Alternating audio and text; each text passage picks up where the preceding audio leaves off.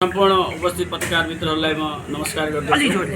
म सिद्धराज भट्ट कञ्चनपुर उद्योग वाणिज्य सङ्घको 18औं कार्य समितिको कोषाध्यक्षको पदको उम्मेदवार।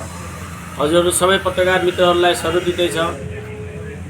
जुन दिन हाम्रो नोमिनेसन भयो त्यो दिन अध्यक्षज्यू लगायत सचिवसम्मका सबै पदाधिकारीहरू निर्वाचित भए र कोषाध्यक्ष पदमा हामी 3 जनाको उम्मेदवारी परेको थियो।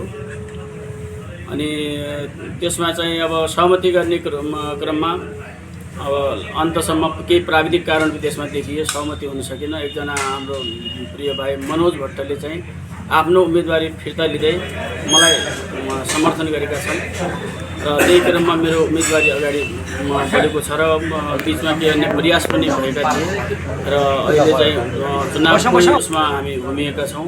भोलि पौष 19 गते शनिबारका दिन 8 बजेदेखि 4 बजेसम्म मतदानको कार्यक्रम रहेको छ र त्यो अवधिमा सबैलाई आफ्नो मतदान कोषाध्यक्षको रूपमा म सिद्धराज भट्टलाई मतदान गरी सहयोग गर्ने अनुरोध गर्दछु।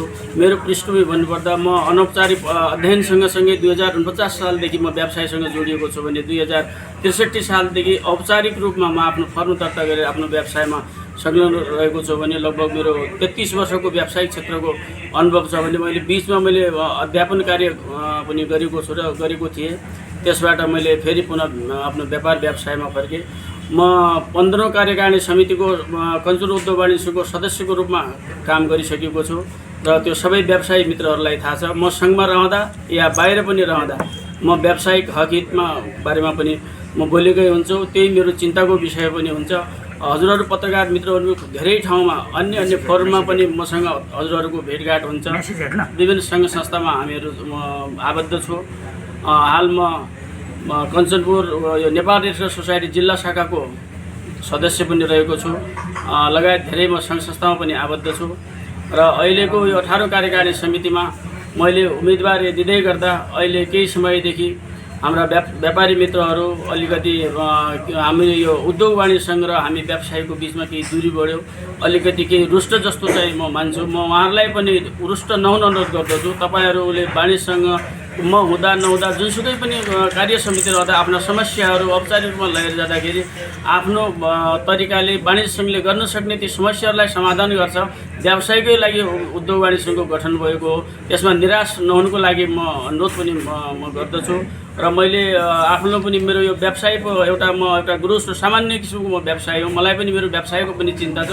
आज व्यवसाय किन महिना गरी शिथिल भएको र एकदमै चिन्ता छ। त्यसका लागि मैले चाहिँ केही एउटा योजनाहरू पनि बनाएको छु। कार्य समितिमा प्रवेश गरिसकेपछि योजनाहरूलाई म सार्वजनिक पनि गर्नेछु र रहेको कुरा मेरो एउटा कोषाध्यक्षको मात्रै उम्मेदवारी होइन। कोषाध्यक्षले एउटा आर्थिक प्रशासनको क्षेत्र मात्रै हेर्ने भन्ने मान्छेले बुझाएको छ। त्यो नितान्तमा त्यो एउटा कोषाध्यक्षको बाटो एउटा हो भने अर्को चाहिँ व्यावसायिक समस्या व्यावसायिक हकितका कुराहरू। आज महिनाको बजार एकदम शिथिल भएको छ। यसलाई कसरी अगाडि बढाउने, भन्सार नाकाहरूबाट घर खर्च लगायत विविध काममा जसरी सामान आउने गरेका छन् त्यसलाई एउटा नियमन गर्ने। धेरै व्यवसायीहरू सामान ल्याउने गरेका छन् तर विविध ठुलो एउटा के अरे हाम्रो व्यवसायिक कोड भयो एक्जिम कोड मात्रै थ्रु अहिले भन्सार तिर्ने प्रक्रिया छ। त्यसलाई पनि अब जसरी वाणिज्य सङ्घहरूले देशभरिकै वाणिज्य सङ्घहरूले नेपाल सरकारलाई नेपाल उद्योग वाणिज्य महासङ्घलाई सिफारिस गरेर सामान्य अवस्थामा पनि म राजस्व तिरेर सामान ल्याउँछु भन्ने त्यसलाई पनि खुल्ला गर्नुपर्छ, जसले गर्दा राजस्वमा पनि वृद्धि हुन्छ। राजस्व तिर्नु पनि हामी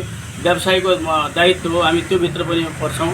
अब अन्य केही हजुरलाई केही प्रतिक्रिया छ भनेपछि हजुरहरू सोध्न सक्नुहुन्छ। अब हाम्रो 3 जनाको उम्मेदवारी परेको थियो। अब त्यसमा जुन दिन हाम्रो उम्मेदवारी फिर्ता लिएर सर्वसम्मतको अन्तिम चरणमा चाहिँ हामी पुगेका थियौँ। अब त्यो अहिले चाहिँ त्यो विषयमा धेरै भन्न चाहन्छु।